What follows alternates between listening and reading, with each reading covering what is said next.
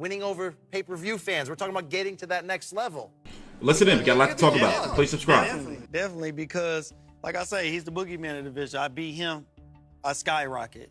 At the age that I am, I go up, and when I do it, it is going to feel amazing. You know, so I feel like both of us have a lot on the line. This is what makes this fight so special. You know what I mean?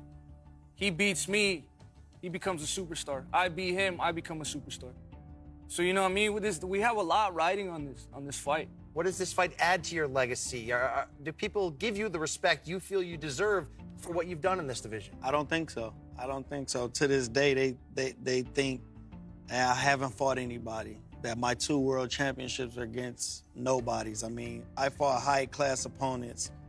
I dug down. I never ran from anybody. If you ask, I never ran from anybody. And I'll fight anybody. I don't, you know, it's a boxing match. We're both 168 pounds at the end of the day. If they want to get it on, we can get it on. But everything has to fall into place. If it doesn't, the fight don't happen. Let's stop right there. I got some timestamps for you. We're going to try to keep this video within 15 minutes. This is PBC face-to-face Dirrell versus Benavidez. So they did a PBC face-to-face, this sit-down you see here with Spence versus Porter, and for Dirrell versus Benavidez. Also, they had a PBC countdown that I actually got to do a video on probably tomorrow to get that out of the way. So it is fight week. We got multiple press conferences. The undercard press conference for this fight is on this press conference is with Spence versus Porter. So Spence versus Porter and Dirrell versus Benavidez are going to have their own press conference. That is going to be on. In fact, for those who want to know how I'm watching this, by the way, because a lot of people seem to ask that in the comments, this is Fox Sports Go. If you have Fox Sports, you have Fox Sports Go. This is their online app, and it acts as Fox Sports 2. So let's see here. Let's go look at the schedule for fight week. Let's go look at the schedule for fight week. And then we're going to get to the timestamps. Damn it, where is it at? There we are. So the pay-per-view is $74.99. It's in 6 days, 11 hours, and 21 minutes is when the card starts. So here's what you do. I'm going to go over here to PBC. Right here is the stuff that they have on demand, so you get to watch the very first press conference. They always leave that up. PBC Fight Camp episode 3, Porter versus Spence versus Porter. That just premiered yesterday. I'm going to watch that next and do a video. And I'm watching PBC Face to Face right now. And they also have last night's card. But here is the schedule for next week. The televised schedule. Let's see if they put it up here. I have it in my email. Let's see. Part 4 of Fight Camp is going to come on Tuesday at 5:30 a.m. Wow.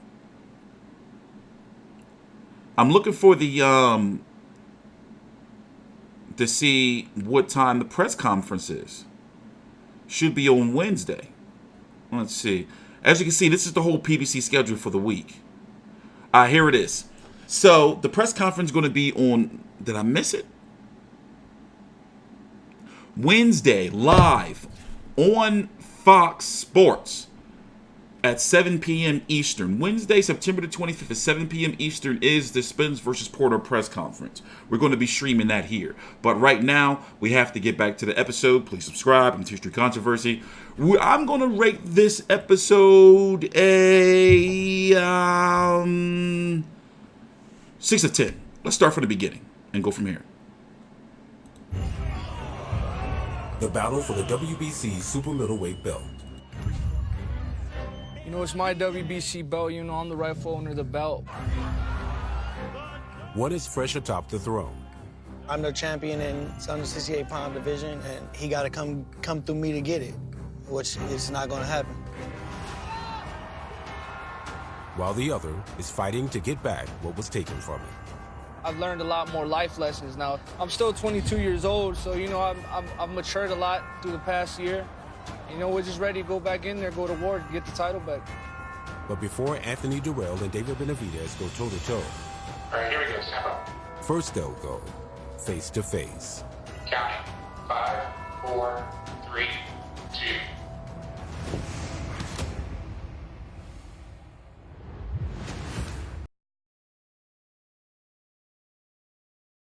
David Benavidez is the favorite to win. But in my opinion, Anthony Dirrell ain't no joke, and he's no slouch. And this is the type of fight that can lead to an upset, you know, meaning that David Benavidez can lose because, I mean, look at the stage that this is on. You know, pay-per-view, and the fact that this is Spence versus Porter. Two black guys headlining the pay-per-view in LA. PBC had to throw some Hispanics. And you know I'm half black, half Hispanic, and half Irish, for those who didn't know. So they had to throw some Hispanic blood on the undercard, and they're trying to get David Benavidez to be like that star. I mean, look, the guy's only 22 years old. He'll be 23 in December. So there's a lot to grow from. Even though, you know, he did lose his belt because he enjoyed some nose clams. But let's go look at his resume real quick before we get 21-2 with 18 KOs. Jalen Love, 2 fights with Ronald Gavril, Rogelio Bad Medina, Dennis Douglin. And now this is the biggest fight of his career. Let's go look at Anthony Dirrell. 33-1-1 with 23 KOs. Avni Yildirim. Remember, Avni Yildirim is the mandatory for the winner of this fight. If they don't fight Avni Yildirim, then they have to fight Caleb Plant. Period. Abraham Hahn, Dennis Douglin, Caleb Truax, Marco Antonio Rubio, Badu Jack. Now, the fights with the two Sakio Bika fights, they were significant, somewhat significant fights at the time in the Badu Jack fight. And the Caleb Truax was impressive, stopping him in one round. Consider that Caleb Truax, you know, was a former champion after this. And is a formidable opponent still in the mix at 168 pounds. But since then, you know, he's had some injuries, lost his belt, and now he's got the belt back again. And, well, you know, this has got to be the biggest fight of his career. He's 34 years old, going to be 35 next month. This has got to be the fight where he's put his foot down and like, look, yeah, y'all been doubting me all these years. I got this big ass when I beat David Benavidez. You see what I'm saying? So this is one of those fights, you know, he's got to go out there and put his foot on the gas. But here, let's get to the next clip because we are running short on time. Here I am running my mouth. But here is why David Benavidez got suspended. Listen in. Oh, well, there we go. In 2 days, Prodigal Son premieres on Fox. At 22, undefeated David Benavidez is already the youngest ever WBC super middleweight champion. The one thing missing today is the belt he once held, after he was stripped of it due to his positive cocaine test. Although that put the brakes on his career, he showed no signs of slowing down when he returned to the ring, with a comprehensive knockout of Jalen Love earlier this year. Now, it's Anthony Dirrell who stands between him and the belt that he believes is his. Kind of a unique situation. The two-time WBC champion back with the title around your waist again. You're the former champion who never lost it. You were stripped of your belt. Will the real WBC super middleweight champion please stand up? Whose title is this? I mean, it's my title now. You know, he did something that, you know, what he did, you know, people make mistakes. You know, as I said before, I mean, he's young. He's come back from the mistakes. And I'm happy he's back, you know, because I care about people's well-being. And we're here now. We've been wanting this fight. He know, just like I know, that I wanted to fight him. And we're here now. We're fighting. You know, he can rightfully say that the title's his. You know what I mean? I had to vacate the title for a reason that I did outside the ring, so I made the error. He stepped up. He won the belt. You know, I'm going in there and I'm taking back the title that was once mine. You try. No, I'm going to. It's tough, No, I'm going to. It's tough. Yeah, It's we're going to tough. see. We're going to see. They were very respectful throughout the show, and really, there's really no timestamps, you know. Let me pull up. In fact, while I'm here now, I can't do it on screen. I was going to pull up my email. You're gonna have to wait till my next video. I'm pretty sure the final press conference for the undercard, not this, but the other, the Josecito Lopez, John Molina. In fact, before we go to the next timestamp, let's go look at the card. Let's go look at the card. Now, I'm going to be here streaming all week during fight week. Even on fight night, we're going to be here live with a post-fight show, post-fight results, post-fight highlights, the post-fight press conference. So, Errol Spence versus Sean Porter, as you know. Anthony Dirrell versus David Benavidez. Mario Barrios versus Bakhtir Akhmedov. And Josecito Lopez versus John Molina. Now, my understanding is, isn't the Josecito Lopez-John Molina fight headlining via PBC on Fox, regular free TV Fox, or was it Robert Guerrero versus Jerry Thompson? And these fights headlining the PBC on Fox card. Because usually a pay-per-view broadcast opens up with 4 fights, right? I mean, this is a solid card, and a card like this couldn't have been put together unless it was on pay-per-view or on the zone. Excuse me. You know, but you don't usually see like stacked cards like this from PBC in regards to the amount of money that these guys, you know, make. Like an Anthony Dirrell, Mario Barrios, Jose Cito Lopez, John Molina could have been its own card. So, next time stamp. Let's see here. Overlooking 14. I like Anthony Dirrell, man, but it's a tall order. Tall order. The world title he won in February. It's the second time he's held the belt. But now, after failing to successfully defend it back in 2015, he's determined to fend off the challenge of knockout sensation David Benavidez. He seems a little bit different than your garden variety come forward guy. I almost feel like that's almost a little disrespectful. Quick hands, he lets them go. I think you've seen the knockout of Corky Medina. I mean, yeah, I mean, and them guys were good, but they're not me at the end of the day. They're not me. When you could see something from the outside, and when you get in there, it's a totally different story. I was sparring one of the fastest people I know, and my brother, at 168 pounds. And I mean, and he was fast. I handled that. I know I can handle him. What do you take from hearing that? A lot of motivation, you know. I got to go in there and prove him wrong.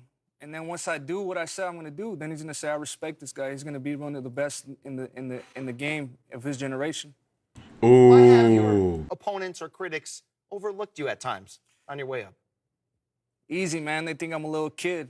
I'm barely 22 years old. Everybody I've fought, they say, oh, he's a little kid. You know, he doesn't have experience at all. We're in expose him. We're in to show his age. But the last 6 guys I fought, they've ended up in the hospital. For me to overlook him, I'd be a fool. I mean, I'm training my ass off to be him. And I will succeed. That's good to hear. Because I wanted so much to say that I did it. You know, first person to defeat Dave Benavidez. He's the boogeyman of the division. That's what they're saying. I'm a Ghostbuster. I'm gonna put him in a trap. This fight could take the spotlight come September 28th. We have so much to prove. I'm confident in my training. I'm confident in my technique. I'm confident in my power. I'm confident in my youth and my speed. So it's just going in there and making it happen. I like David Benavidez on the mic. So as you can see, you know, very humble throughout. You can watch this on Fox Sports Go. So to wrap up the video, let's go check out the 168-pound division. Now, when talking about, you know, I don't like talking about fights that can't happen or where there's political shit involved. So I'm going to leave Callum Smith, Saul Canelo Alvarez, and Billy Joe Saunders out of this conversation. It's unfortunate, but that's politics. The winner of Anthony Dirrell, David Benavidez, have to fight Avni Yildirim. If they don't fight Avni Yildirim, my bad, I'm tripping. If they don't fight Avni Yildirim, then, you know, they have to fight Caleb Plant. Because, you know, it's either a unification or a mandatory.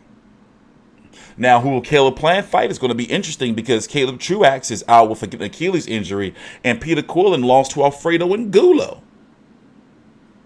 So he can be ordered to fight a Vincent Fegan Boots or somebody.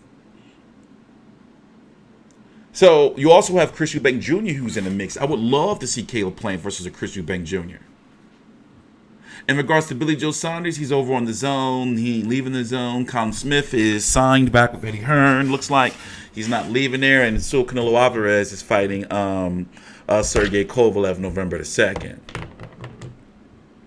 Still, the path for the winner of David Benavidez and Anthony Dirrell seems pretty clear in regards to it's either going to be Avni Yildirim, Chris Eubank Jr., Caleb Plant. Probably he can even fuck around and be Caleb Truax. You know? I'm TstreeT Controversy with FightView360.com. Please subscribe.